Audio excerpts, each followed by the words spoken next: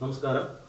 നമ്മുടെ class 9 chapter 1 ഏരിയയുടെ രണ്ടാമത്തെ എപ്പിസോഡിലേക്ക് സ്വാഗതം. കഴിഞ്ഞ ക്ലാസ്സിൽ പറഞ്ഞതിന്റെ കണ്ടിന്യൂഷൻ തുടർച്ചയാണ് നമ്മളിപ്പോൾ ഡിസ്കസ് ചെയ്യാൻ പോകുന്നത്. ആക്ടിവിറ്റി നമ്പർ 3 ആണ്. Draw A triangle and draw A circle and A triangle with one vertex at the center of the circle and the other two on the circle.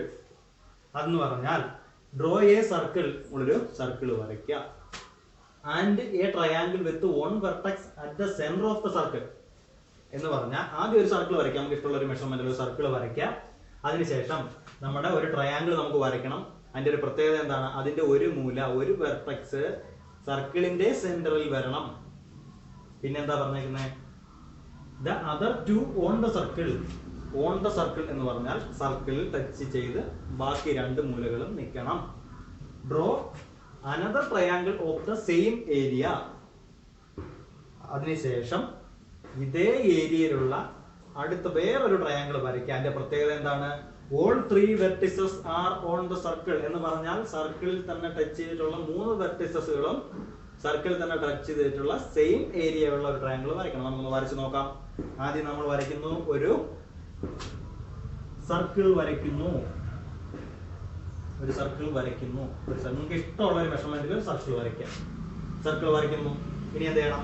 അവർ പറഞ്ഞു, നമ്മൾ ആദ്യം അതിന് പറയുന്നത് നമ്മൾ ഇതിനെ രണ്ടായിട്ട് അങ്ങ് ഡിവൈഡ് ചെയ്യാം. ഇതിനെ ഒരു എന്താ പറയുക, ഒരു ഡയമീറ്റർ അങ്ങോട്ട് വരച്ചു കൊടുക്കാം. ഈക്വൽ സെന്ററിൽ ഇരിക്കട്ടെ, വൈകി വന്നില്ല. ഒരെണ്ണം നമ്മൾ വരയ്ക്കുന്നു. എന്നിട്ട് എന്ത് ചെയ്യുന്നു? ഇതിന്റെ സെന്റർ അങ്ങോട്ട് അടയാളപ്പെടുത്തുന്നു. ഇവിടെ ഒരു സെന്റർ ഓ എന്ന് അടയാളപ്പെടുത്തുന്നു. സെന്റർ ഓ എന്ന് അടയാളപ്പെടുത്തുന്നു. ഇനി അവരെന്താ പറഞ്ഞേക്കുന്നത്? ഇതിന് അളവുകളൊന്നും പറഞ്ഞിട്ടില്ല സർക്കിളിന്റെ. അപ്പൊ നമുക്ക് ഇഷ്ടമുള്ള ഒരളവ് എടുക്കാം. നമുക്ക് ഇത് എങ്ങനെ വരും നോക്കാം. ഇനി അപ്പം എന്താ പറയുന്നത്? ഒരു ട്രയാങ്കിൾ വരയ്ക്കാം. ട്രയാങ്കിളിന്റെ സർക്കിളിന്റെ സെന്ററിൽ ഒരു വെർട്ടെക്സ്, നമ്മൾ ഒരു വെർട്ടെക്സ് കൂടെ വരച്ചു. ഇനി ട്രയാങ്കിളിൽ രണ്ട് വെർട്ടെക്സ് കൂടെ ഉണ്ട്. അത് എവിടെ വരയ്ക്കും? അത് ഇവിടെ നിന്ന് വരച്ചൂടെ? നമുക്ക് ഇവിടെ ഒരെണ്ണം വരയ്ക്കാം, ഇവിടെ ഒരെണ്ണം വരയ്ക്കാം. വരച്ചിട്ട് എന്ത് ചെയ്യണം? ഇതിനെ അങ്ങോട്ട് യോജിപ്പിച്ചു കൊടുക്കുക. ഇതിനെ അങ്ങോട്ട് യോജിപ്പിച്ചു കൊടുക്കുക. ഇതിനെ അങ്ങോട്ട് യോജിപ്പിച്ചു. അപ്പോൾ ഒരു ട്രയാങ്കിൾ ആയില്ലേ? അവര് പറഞ്ഞ ചോദ്യത്തിന് ഉത്തരമായില്ലേ? ഒന്നാമത്തെ ചോദ്യത്തിന് ഉത്തരമായില്ലേ? ഇതിനെ എ, ഇതിനെ ബി എന്ന് നമ്മൾ കൊടുത്തു. അവരെന്താ പറഞ്ഞത്? ഒരു സർക്കിൾ വരയ്ക്കാൻ പറഞ്ഞു. സർക്കിൾ വരച്ചു. സർക്കിളിനകത്ത് എന്ത് ചെയ്യാൻ പറഞ്ഞു? സർക്കിളിന്റെ സെന്ററിൽ ഒരു വെർട്ടെക്സ് വരാൻ പറഞ്ഞു. ഓ എന്ന് പറഞ്ഞ വെർട്ടെക്സ് നമ്മൾ അവിടെ വരച്ചു. ഇനി സർക്കിളിൽ ഓൺ ദ സർക്കിൾ ടച്ച് ചെയ്തുകൊണ്ട് രണ്ട് വെർട്ടെക്സുകൾ വരാൻ പറഞ്ഞു. ഉദാഹരണം എ വന്നു, ബി വന്നു. ഇതിനെ മൂന്ന് യോജിപ്പിക്കുമ്പോൾ ഒരു ട്രയാങ്കിൾ കിട്ടിയല്ലോ. ഒന്നാമത്തെ ചോദ്യം ശരിയായി. ഇനി രണ്ടാമത്തെ ചോദ്യം എന്താണ്? രണ്ടാമത്തെ ചോദ്യം draw another triangle of the same area with all three vertices on the circle എന്ന് പറഞ്ഞാൽ ഇപ്പൊ രണ്ട് വെർട്ടെക്സുകൾ നമ്മൾ ഓൺ ദ സർക്കിൾ വരച്ചു. ഇനി ഒരെണ്ണം കൂടെ വരച്ചാൽ പോരെ? നമുക്ക് ഈ ഓയിൽ എന്നുള്ളത് ഇങ്ങോട്ട് മാറ്റി നമുക്ക് ഇവിടെ ഒരെണ്ണം വരച്ചൂടെ? ഓൺ ദ സർക്കിൾ ആയില്ലേ? അപ്പൊ നമുക്ക് ഇതിനെ ഒന്ന് യോജിപ്പിച്ച് വരച്ചൂടെ? യോജിപ്പിച്ച് വരച്ചു. അപ്പൊ എന്താ? എ ബി ഓ. ഇനി എ ബി സി എന്ന് കൊടുക്കാം.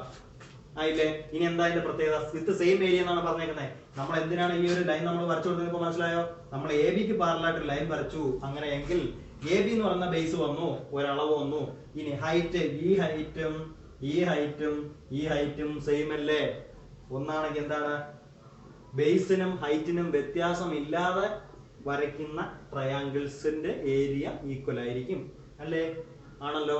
അത്രയേ ഉള്ളൂ നമ്മളിവിടെ പഠിച്ചത്. ഇപ്പൊ രണ്ട് ട്രയാങ്കിൾസിനും ഒരേ ഏരിയ ആണ് നമ്മൾ പഠിച്ചത്. കൃത്യമായിട്ട് മനസ്സിലാക്കാവുന്നേ ഉള്ളൂ. വളരെ ഈസി ആയിട്ടൊരു പ്രോബ്ലം ആണ്. നമ്മളൊന്ന് ചിന്തിച്ചാൽ മാത്രം മതി. ഇനി അടുത്ത പ്രോബ്ലത്തിലേക്ക് പോകാം. അടുത്ത പ്രോബ്ലം നിങ്ങളുടെ ടെക്സ്റ്റ് ബുക്കിലെ അടുത്ത പ്രോബ്ലം ആണ്.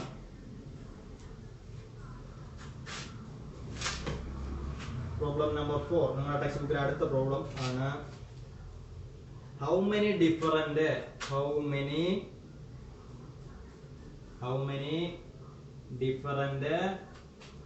non-congruent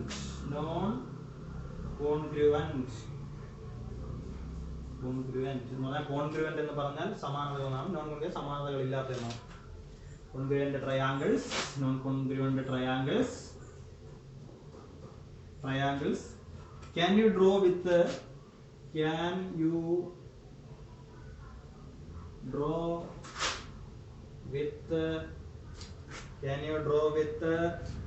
two sides 8 centimeter and 6 centimeter. രണ്ട് sides തന്നിട്ടുണ്ട് 6 centimeter and the area the area and the area 12 centimeter square. What if the area is 24 centimeter square? ഇവിടെ 12 centimeter square തന്നു. അങ്ങനെയെങ്കിൽ ഈ 12 എന്നുള്ളത് 24 ആയാൽ എന്ത് സംഭവിക്കും കൂടെയാണ് ചോദിച്ചിരിക്കുന്നത്. What if it is 24 centimeter square? അപ്പോൾ ആദ്യം നമുക്ക് ആദ്യം ചോദ്യം നോക്കാം. How many different non-congruent triangles can you draw with the two sides 8 cm and 6 cm? എന്ന് പറഞ്ഞാൽ ഒരു ട്രയാങ്കിളിന്റെ രണ്ട് വശങ്ങൾ 8 ഉം 6 ഉം എന്ന് വരണം. അത് ഹൈറ്റ് ആണെന്ന് അവർ പറഞ്ഞിട്ടില്ല, ഒരു വശം ഹൈറ്റ് ആണെന്ന് പറഞ്ഞിട്ടില്ല. അപ്പൊ നമ്മൾ എന്ത് ചെയ്യണം?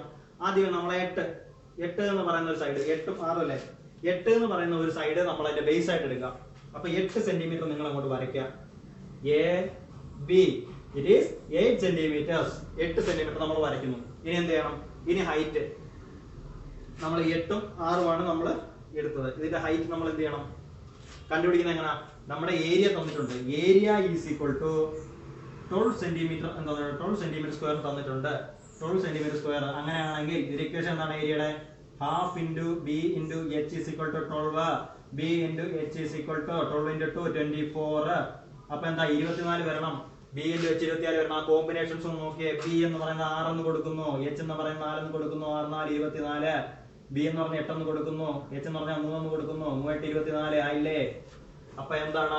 ബി നമുക്ക് കിട്ടി 6 4, ബിയും എച്ചും 6 4 കിട്ടി, ബിയും എച്ച് 8 3 കിട്ടി.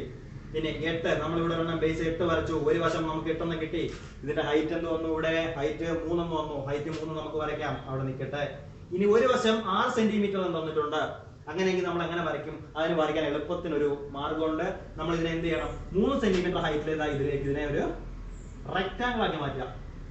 3 സെന്റിമീറ്റർ ഹൈറ്റ് വരയ്ക്കാം. 8 3 ദാണ്ട് ഇവിടെ 3 സെന്റിമീറ്റർ. റെക്ടാങ്കിൾ എന്താ? രണ്ട് സൈഡ് ഈക്വൽ അല്ലേ? 3 സെന്റിമീറ്റർ വരച്ചു.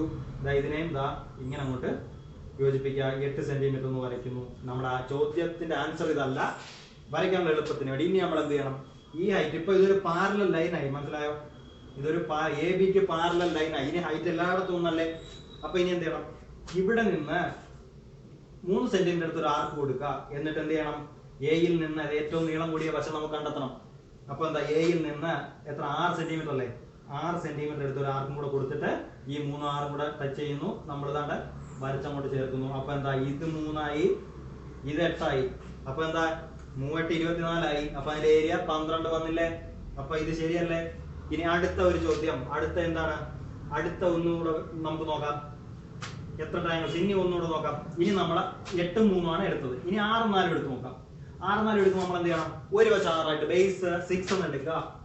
ബേസ് 6 സെന്റിമീറ്റർ എന്ന് എടുക്കുക. Base A B base 6 centimetre എടുത്തു. അപ്പൊ നമ്മൾ അപ്പോഴും ചിന്തിക്കേണ്ട കാര്യം എന്താണ്? 6 ബേസ് വന്നാൽ 4 അല്ലേ എന്റെ ഹൈറ്റ്? അപ്പൊ അതിനെ നിങ്ങൾ വേണമെങ്കിൽ ഇങ്ങനെ അങ്ങോട്ട് 4 സെന്റിമീറ്റർ ഹൈറ്റിൽ വരയ്ക്കുക. 4 സെന്റിമീറ്റർ ഒരു റെക്ടാങ്കിൾ വരയ്ക്കുക. 4 സെന്റിമീറ്റർ ഒരു റെക്ടാങ്കിൾ നമ്മൾ വരയ്ക്കുന്നു. 4 സെന്റിമീറ്റർ 6 സെന്റിമീറ്റർ റെക്ടാങ്കിൾ വരയ്ക്കുന്നു. വരച്ചില്ലേ? 6 സെന്റിമീറ്റർ നമ്മൾ വരയ്ക്കുന്നു. അതിനുശേഷം എന്ത് ചെയ്യണം? ഇവിടെ നിന്ന് അടുത്ത് എന്താ? നമുക്ക് ഒരു വശം 6 കിട്ടി, ഒന്ന് ഹൈറ്റ് 4 കിട്ടി. ഇനി ഒരു വശം 8 വരണ്ടായി. അങ്ങനല്ലേ പറഞ്ഞേക്കുന്നത്? 1 6 ആണെങ്കിൽ 1 8 വരണം. അങ്ങനെയാണെങ്കിൽ എ ബി വന്നു. ഇനി 8 വരുന്നത് എങ്ങനെ? എയിൽ നിന്ന് 8 സെന്റിമീറ്റർ മുന്നോട്ട്. ഇത് 6 ആണെങ്കിൽ ഇനി പുറത്തേക്ക് പോകും. അപ്പൊ ഈ പാരലൽ ലൈൻ അങ്ങോട്ട് നീട്ടി കൊടുക്കുക. ഇവിടെ നിന്ന് അങ്ങോട്ട് വരുമ്പോൾ ഏകദേശം ഇവിടേക്ക് ആയിട്ട് എനിക്ക് 2 സെന്റിമീറ്റർ കൂടിയിട്ട് നിൽക്കും. അപ്പൊ നമ്മൾ എങ്ങനെ വരയ്ക്കും? ഇങ്ങനെ വരയ്ക്കൂലേ? ഇനി എന്താ? ഹൈറ്റ് ഇതാ ഇങ്ങനെ വരൂലേ? ഇവിടെ 4 വന്നു, ഇവിടെ 8 വന്നു, ഇവിടെ 6 വന്നു. രണ്ടാമത്തത് വരച്ചില്ലേ? അപ്പോൾ 2 ട്രയാങ്കിൾസ് നമുക്ക് വരയ്ക്കാൻ പറ്റിയല്ലോ. മനസ്സിലായില്ലേ? ആദ്യം നമ്മൾ 6 4 8 3 എടുക്കുന്നു. 8 3 8 ബേസ് 3 ഹൈറ്റ്. അപ്പൊ അതിന്റെ ഒരു വശം എന്താണ്? 6 സെന്റിമീറ്റർ ആണെന്ന് പറഞ്ഞു. 1 സെന്റിമീറ്റർ. നമ്മളെ ചോദ്യം നോക്കുക. ചോദ്യത്തിൽ പറഞ്ഞിരിക്കുന്നത് വന്നു 6 8 വന്നു, അതിന്റെ ഹൈറ്റ് വന്നു 3 വന്നു. അതെങ്ങനെ കണ്ടുപിടിച്ചു? 12 സെന്റിമീറ്റർ വരെ ഏരിയ വന്നാൽ ഹാഫ് ബി എച്ച് കൊടുത്ത് ചെയ്യുമ്പോൾ നമുക്ക് 24 എന്ന് കിട്ടും. ബി ഇൻറ്റു എച്ച് അത് ചെയ്യുമ്പോൾ നമുക്ക് ഹൈറ്റ് കിട്ടും. അങ്ങനെ നമ്മൾ 2 ട്രയാങ്കിൾ നമ്മൾ വരച്ചു. മനസ്സിലായില്ലേ? ഇനി what if the area is 24 centimetre square? അത് നമുക്ക് ഈസി ആയിട്ട് ചെയ്യാം. ഇതേ മെത്തേഡ് തന്നെ ചെയ്യാം. 24 ആണെങ്കിൽ നമ്മൾ എന്ത് വരും? അതിന്റെ ഇരട്ടി ആവൂലേ? ഹാഫ് ബി എച്ച് കൊടുക്കും. ബി ഇൻറ്റു എച്ച് 48 വരും. അതിന്റെ കോമ്പിനേഷൻസ് നോക്കുക. നോക്കിയിട്ട് ഇതേപോലെ വരച്ചു കൊടുക്കുക. വളരെ ഈസിയാണ് പ്രോബ്ലം. അടുത്ത ചോദ്യം നമുക്ക് ഡിസ്കസ് ചെയ്യാം.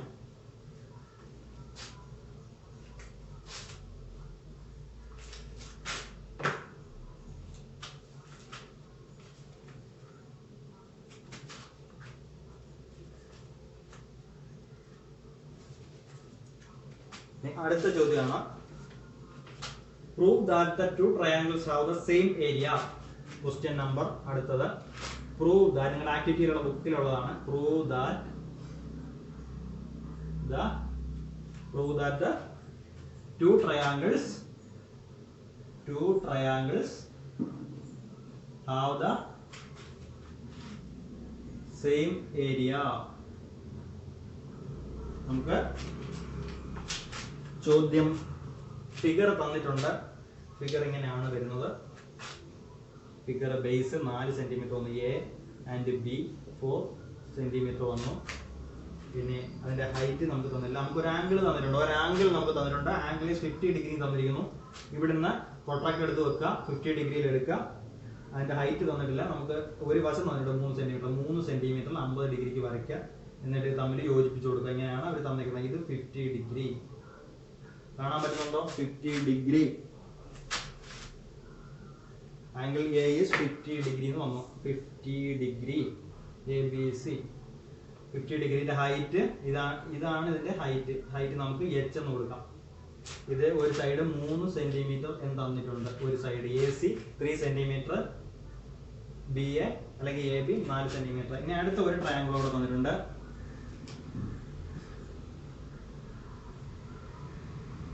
ഒരു ട്രയാങ്കിൾ തന്നു PQR എന്ന് പറഞ്ഞൊരു ട്രയാങ്കിൾ തന്നിട്ടുണ്ട്. PQR അതിന്റെ ഒരു ആംഗിൾ P എന്ന് പറഞ്ഞാൽ 130 ഡിഗ്രി തന്നിരിക്കുന്നു. 4 സെന്റിമീറ്റർ ഒരു സൈഡ്, അടുത്ത സൈഡ് 3 സെന്റിമീറ്റർ തന്നു. ഇതാണ് നമ്മുടെ ആക്ടിവിറ്റിയിൽ ചോദ്യം. അപ്പൊ ഇവർ പറഞ്ഞിരിക്കുന്നത് നമ്മൾ ഈ രണ്ട് ട്രയാങ്കിളിന്റെ ഏരിയ സെയിം ആണെന്ന് തെളിയിക്കാനാണ് പറഞ്ഞിരിക്കുന്നത്. ഏരിയ സെയിം ആവണമെന്നുണ്ട് ഏത് ഇക്വേഷൻ കൊടുക്കുന്നു? നമ്മൾ അതിന്റെ ഏരിയ ഇക്വേഷൻ ഹാഫ് BH കൊടുക്കുന്നു. അപ്പൊ ഇതിൽ നമുക്ക് കിട്ടാത്ത വാല്യൂസ് ഏതൊക്കെയാണ്? നമുക്ക് ഇതിൽ H തമ്മിലുണ്ട്. അതിന് ഒരു പ്രത്യേക അളവ് തന്നില്ല. ഒരു സൈഡ് 3 തന്നു, AC 3 AB 4 തന്നു. ഇവിടെ PR 3 PQ 4. ഹൈറ്റ് നമുക്ക് തന്നിട്ടില്ല. പിന്നെ തന്നിരിക്കുന്നത് ആംഗിൾ A 50 ഡിഗ്രി എന്നും ഇവിടെ എന്താണ് ആംഗിൾ P 130 ഡിഗ്രി എന്നുമാണ്. അപ്പൊ നമ്മൾ എന്ത് ചെയ്യും? ആദ്യത്തെ ട്രയാങ്കിൾ കൺസിഡർ ചെയ്യുക. ഒന്നാമത്തെ triangle ABC, triangle ABC. Triangle ABCയുടെ ഏരിയ എന്താണ്? Half BH, half into B into H which is equal to H ആണ് കേട്ടോ. Half into B into H which is equal to half into B എന്താണ്? Base എന്താണ്? Base എന്ന് പറഞ്ഞാൽ 4 ഗുണം H. H എന്ന് തന്നെ എടുക്കുക. നമുക്ക് പറഞ്ഞിട്ടില്ല വാല്യൂ. H എന്ന് കൊടുക്കുക. അപ്പൊ ഈ 2 ഉം 4 കൂടെ കൊടുത്ത് 2 എന്ന് കിട്ടൂലേ? അപ്പൊ 2H എന്ന് കിട്ടിയോ? ട്രയാങ്കിൾ ABCയുടെ ഏരിയ അല്ലെങ്കിൽ അതിന്റെ പരപ്പളവ് നമുക്ക് 2H എന്ന് കിട്ടി. ഇനി അടുത്ത ട്രയാങ്കിൾ എടുക്കാം. ഇത് തന്നെ ഇവിടെയും വരണം. അതാണ് നമുക്ക് പ്രൂവ് ചെയ്യേണ്ടത്. അപ്പൊ ട്രയാങ്കിൾ PQR എടുക്കുന്നു. ട്രയാങ്കിൾ PQR എടുത്തപ്പോൾ അതിൽ തന്നിരിക്കുന്ന ഒരു ആംഗിൾ P 130 എന്ന് തന്നു. അങ്ങനെയെങ്കിൽ നമുക്ക് കാര്യം ഇവിടെ നമുക്കിതിൽ ഹൈറ്റ് തന്നിട്ടില്ല, നമുക്ക് അറിയത്തില്ല. അപ്പൊ നമ്മൾ എന്ത് ചെയ്യണം? ആദ്യം നമ്മൾ എപ്പോഴും പഠിക്കുന്ന ഒരു പാരലൽ ലൈൻ അങ്ങോട്ട് കൊടുക്കുക. പാരലൽ ലൈൻ കൊടുത്തപ്പോൾ ഈ ഹൈറ്റ് എല്ലാവർക്കും സെയിം ആവും അല്ലേ? ഇനി എന്ത് ചെയ്യാം? ഇവനെ ഇങ്ങോട്ട് യോജിപ്പിക്കാം. ഇനി ആറിനെ ഇങ്ങോട്ട് യോജിപ്പിക്കാം. PQR S എന്ന് കൊടുക്കാം. നമുക്ക് യോജിപ്പിക്കാൻ കുഴപ്പമൊന്നുമില്ലല്ലോ. യോജിപ്പിക്കാം. അപ്പം അതിന് മുന്നോടിയായിട്ട് നമുക്ക് എന്തും കൂടെ നോക്കണം. ഈ 130 ഡിഗ്രി എന്തിന് തന്നു? 50 ഡിഗ്രി എന്തിന് തന്നു? നോക്കിക്കോ. നമ്മൾ രേഖീയ ജോഡി ഒരു ലീനിയർ പെയർ എടുക്കുകയാണെങ്കിൽ നമുക്ക് ഇങ്ങനെ തന്നാൽ ഇതിന്റെ ടോട്ടൽ ആംഗിൾ എത്ര?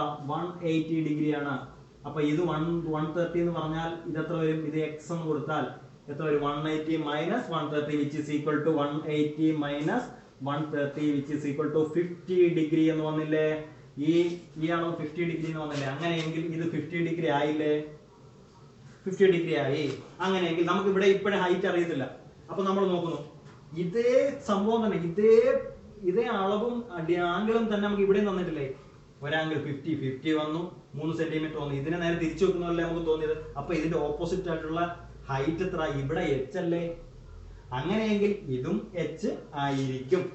നമുക്ക് ഈ ഹൈറ്റ് കണ്ടുപിടിക്കാൻ വേണ്ടി മാത്രമാണ് നമ്മൾ എക്സ്റ്റെൻഡ് ചെയ്ത് കൊടുത്തത്. അപ്പൊ നമുക്ക് മനസ്സിലായി H ഇവിടെ ഉണ്ട്, ഇത് H ഉണ്ട്, ഇത് H ഉണ്ട്. ആ H കിട്ടാൻ വേണ്ടിയാണ് നമ്മൾ ഇങ്ങനെ ചെയ്തത്. ഇപ്പൊ കറക്റ്റ് ആയില്ലേ? 50 3 H 50 3 H ആയേ നമുക്ക് H കിട്ടി. ഇനി നമ്മൾ ഇക്വേഷൻ അപ്ലൈ ചെയ്ത് കൊടുക്കാം. Half BH triangle PQR is equal to half BH, half into B into H is equal to half into B എന്താണ് 4 തന്നെ, പി ക്യൂ ആണ്, half P Q into H ആണ്, അതില് ഹാഫ് ഇൻറ്റു പി ക്യൂ എന്താണ് 4 ഗുണം H, 2 4 കിട്ടുന്നു 2 2h. hence it is proved. ഈ രണ്ട് ട്രയാങ്കിൾസും ഈക്വൽ ആണ്, വളരെ സിമ്പിൾ ആണ് പ്രോബ്ലം. നമ്മൾ ഇത് ചെയ്തതിനാണ് മാത്രം ആലോചിക്കാം, എച്ച് കിട്ടാൻ വേണ്ടി. എച്ച് കിട്ടണമെങ്കിൽ എന്ത് ചെയ്യണം, ഒരു വശവും ഒരു ആംഗിളും തുല്യമാണ്, അതിന്റെ ഓപ്പോസിറ്റ് സൈഡുള്ള ഹൈറ്റ് ഈക്വൽ. ഇതിന്റെ ഒരു സൈഡ് ഒരു ആംഗിൾ നമുക്ക് കിട്ടിയപ്പോൾ ഒരു ആംഗിൾ വന്നപ്പോൾ അതിന്റെ ഓപ്പോസിറ്റ് സൈഡ് എച്ച്, അങ്ങനെയെങ്കിൽ ഇതേ സെയിം തന്നെ ആയിരിക്കും ഇവിടെയും, എച്ച് ആൻഡ് എച്ച്. അപ്പൊ നമ്മൾ ചെയ്യുമ്പോൾ 2h നമുക്ക് കിട്ടി. ഇതാണ് ഇതിന്റെ ആൻസർ. ഇനി ആ പ്രോബ്ലം നമ്മൾ ആക്ടിവിറ്റി ചെയ്തു കഴിഞ്ഞു. ഇനി അടുത്ത നമുക്ക് ഒരു ടോപ്പിക്കാണ് പഠിക്കാനുള്ളത്, ക്വാഡ്രിലാറ്ററൽ ആൻഡ് ട്രയാങ്കിൾ. എന്താണ് ഒരു ക്വാഡ്രിലാറ്ററൽ? ക്വാഡ്രിലാറ്ററിന്റെ മലയാളം ചതുർഭുജം എന്നാണ്. ചതുർഭുജം, 4 ഭുജങ്ങൾ. ഒരു ക്വാഡ്രിലാറ്ററൽ, ഒരു ട്രയാങ്കിൾ. നമുക്ക് അത് എഴുതുമ്പോൾ തന്നെ അറിയാം, ക്വാഡ്രിലാറ്ററൽ ആൻഡ് ട്രയാങ്കിൾ. സോറി,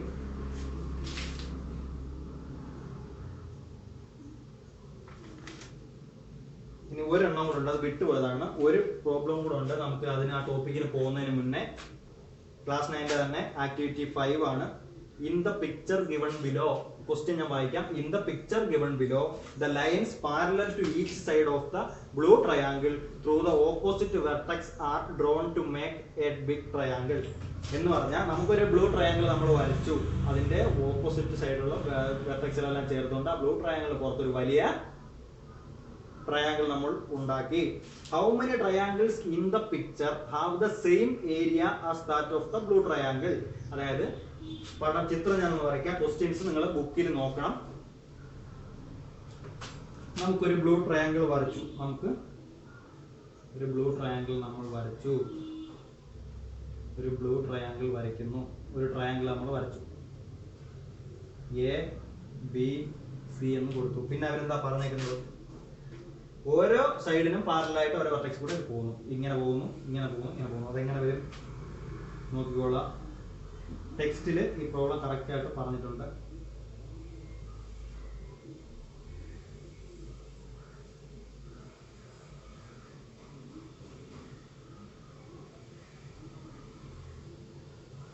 ഇതാണ് നമ്മുടെ ട്രയാങ്കിൾ പി ക്യു ആർ എന്ന് നെയിം ചെയ്യാം, പി ക്യു ആർ. ഇനി പറഞ്ഞേക്കുന്നത് ട്രയാങ്കിളിന്റെ വെർട്ടെക്സ് സെന്ററിൽ കൂടെ വെർട്ടെക്സുകളിൽ കൂടെ ലൈൻസ് പാസ് ചെയ്യുന്നുണ്ടെന്നാണ് പറഞ്ഞത്. നോക്കിക്കോ, 1 അല്ലേ, 1 എ 2 3 ആയില്ലേ, ഇതാണ് ഇതിന്റെ സെന്റർ. ഇങ്ങനെയാണ് പിക്ചർ. ഇതിന്റെ ബ്ലൂ ട്രയാങ്കിൾ എന്ന് പറഞ്ഞാൽ, ഇതാണ് ബ്ലൂ ട്രയാങ്കിൾ. കണ്ടോ, ഈ വരയ്ക്കുന്നതാണ് ബ്ലൂ ട്രയാങ്കിൾ. ഇതാണ് ബ്ലൂ ട്രയാങ്കിൾ. അവരെന്താ പറഞ്ഞേക്കുന്നത്, ഈ ബ്ലൂ ട്രയാങ്കിളിന്റെ അതേ ഏരിയ വരുന്ന എത്ര ട്രയാങ്കിൾസ് ഇവിടെ ഉണ്ട് എന്നുള്ളത് കണ്ടുപിടിക്കാനാണ് പറഞ്ഞേക്കുന്നത്. അതേ ഏരിയ ഉള്ള നമുക്ക് എങ്ങനെ കണ്ടുപിടിക്കാം? ഇപ്പൊ ഇങ്ങനെ കാണുമ്പോൾ വലിയ എന്തോ പോലെ തോന്നും, പക്ഷെ നമ്മൾ ഓരോന്നോരോന്നോട്ടൊന്ന് എടുത്ത് നോക്കിയാൽ, ഇപ്പൊ നമ്മൾ ആദ്യത്തെ triangle A B C, consider the triangle A B C, blue triangle A B C എന്ന് എടുക്കുക. ട്രയാങ്കിൾ എ ബി സി എടുത്തു, എ ബി സി എടുത്തു. ട്രയാങ്കിൾ എ ബി സി എടുത്തേ. ട്രയാങ്കിൾ എ ബി സിക്ക് എ ബി എന്ന് പറഞ്ഞൊരു base അല്ലേ? A ബിക്ക് ബേസിന് പാരലായിട്ട് ഏതെങ്കിലും ഒരു ലൈൻ അവിടെ പാസ് ചെയ്യുന്നുണ്ടോ എന്ന് നോക്കാം. എ ബിക്ക് പാരലായിട്ട് ഒരു ലൈൻ പാസ് ചെയ്യുന്നു, അതായത് ഇവിടെ ഇരിക്കുന്നു പി ക്യു എന്ന് പറഞ്ഞ ലൈനാണ് എ ബിയെ പാസ് ചെയ്യുന്നത്, എ ബിക്ക് പാരലായിട്ട് വരയ്ക്കുന്നത്. അപ്പൊ ഇങ്ങനല്ലേ ഇരിക്കുന്നത്, എ ബി ഇവിടെ ആണെങ്കിൽ പി ക്യു ഇവിടെ വന്നില്ലേ? അങ്ങനെയെങ്കിൽ നമുക്കിത് പറഞ്ഞൂടെ, A B parallel to P Q എന്ന് എഴുതി കൂടെ? A B parallel to P Q. അങ്ങനെയെങ്കിൽ എന്തിനാണ് നമ്മൾ ഇങ്ങനെ എഴുതുന്നത്? എ ബിക്ക് പാരലായിട്ട് ലൈൻ വരച്ചതുപോലെ ആയിപ്പോ. അപ്പോ അതിന്റെ കീഴിൽ വരുന്ന ഹൈറ്റും അതിന്റെ ഏരിയയും നോക്കാനാണ് നമ്മൾ. അപ്പൊ നോക്കിയോ, എ ബി എന്ന് പറഞ്ഞത് ചേഞ്ച് ഇല്ല. ഈ ഹൈറ്റ് ഇത് കണ്ടോ, പാരലൽ ലൈനും ഇതുമായിട്ട് മുട്ടിക്കുമ്പോൾ ഹൈറ്റ്, ഇവിടെ ഒരു ഹൈറ്റ് വന്നു, ഇവിടെ ഒരു ഹൈറ്റ് വന്നു. ഇത് രണ്ട് സെയിം അല്ലേ? നമ്മളൊരു പാരലൽ ലൈൻ നമ്മൾ വരയ്ക്കുന്നു, ഇതിന് പാരലൽ ലൈൻ വരയ്ക്കുന്നു, എല്ലാ ഹൈറ്റ്സ് ഈക്വൽ അല്ലേ? എ ബി എന്ന് പറഞ്ഞാൽ എല്ലാ ഹൈറ്റ് ഈക്വൽ അല്ലേ? അപ്പൊ ഇവിടെ നോക്കിയാൽ എ ബി ഹൈറ്റ് ഈക്വൽ ആണ്, ഈ ഹൈറ്റ് ഈക്വൽ ആണ്. അപ്പൊ ഈ ഒരു ട്രയാങ്കിൾ നോക്കിയേ, ട്രയാങ്കിൾ എ ബി പി, ഒരു triangle A B P is equal to triangle A B P equal ആയിട്ട് ഏത് ട്രയാങ്കിൾ അവിടെ ഉള്ളത്? ട്രയാങ്കിൾ എ ബി ക്യു ഇല്ലേ? Triangle A B Q. നിങ്ങൾക്ക് മനസ്സിലായെന്ന് വിചാരിക്കുന്നു. Triangle A B P is equal to triangle A B Q. എന്തുകൊണ്ടാ? Parallel line വരച്ചു, അതിന്റെ കീഴിൽ ഈ ഹൈറ്റും ഈ ഹൈറ്റും ഒക്കെ സെയിം ആണ്. നമ്മൾ ആൾറെഡി നമ്മൾ പറഞ്ഞതാണ്. ഒരു പാരലൽ ലൈൻ ബേസിന് പാരലായിട്ട് നമ്മൾ വരയ്ക്കുന്നു, വർട്ടെക്സ് കൂടെ കടന്നു പോകുന്നു. അപ്പൊ അതിന്റെ ഹൈറ്റ് എല്ലാം താഴോട്ട് വരുമ്പോൾ ഈക്വൽ ആയിരിക്കും എന്ന് നമ്മൾ പറഞ്ഞു. അപ്പൊ എന്താണ്? Triangle A B P is equal to triangle A B Q. അങ്ങനെയെങ്കിൽ അടുത്ത ഒരെണ്ണം എടുക്കുക, അടുത്ത ഒരു വശം എടുക്കുക. എ ബി എടുത്തു നമ്മൾ, ഇനി ബി സി എടുക്കാം. ബി സി എടുക്കുന്നു, ബി സിയെ നമ്മൾ ബേസ് ആയിട്ട് എടുക്കുന്നു. ബി സി എടുത്താൽ ബി സിക്ക് പാരലായിട്ട് ഇവിടെ ഏതെങ്കിലും ലൈൻ പോകുന്നുണ്ടോ? ഇത് പാരലാട്ടോ, അങ്ങനെ വരയ്ക്കാത്തോണ്ട് പറ്റുന്നതാണ്. ബി സിക്ക് പാരലായിട്ട് ഒരു ലൈൻ പോകുന്നു. ഏതാണ്? P R. ഇത് ഞാൻ വരയ്ക്കുമ്പോൾ പാരലായിട്ട് തോന്നുന്നില്ല, പക്ഷെ ശരിക്കും നിങ്ങൾ അളവെടുത്ത് വരയ്ക്കുമ്പോൾ കറക്റ്റ് ആയിട്ട് കിട്ടും. നമ്മളൊരു കറക്റ്റ് പ്രൊട്ടക്ടറും പിന്നെ കോമ്പസ് ഒക്കെ വെച്ച് നമ്മൾ ഒരു അളവെടുത്ത് നമ്മൾ വരയ്ക്കുമ്പോൾ കറക്റ്റ് ആയിട്ട് പാരലൽ ലൈൻ വരും കേട്ടോ. ശ്രമിക്കാം. ബി സിക്ക് പാരലൽ ലൈൻ, ഇതാണ് പാരലൽ ലൈൻ എന്ന് പറയുന്നത്.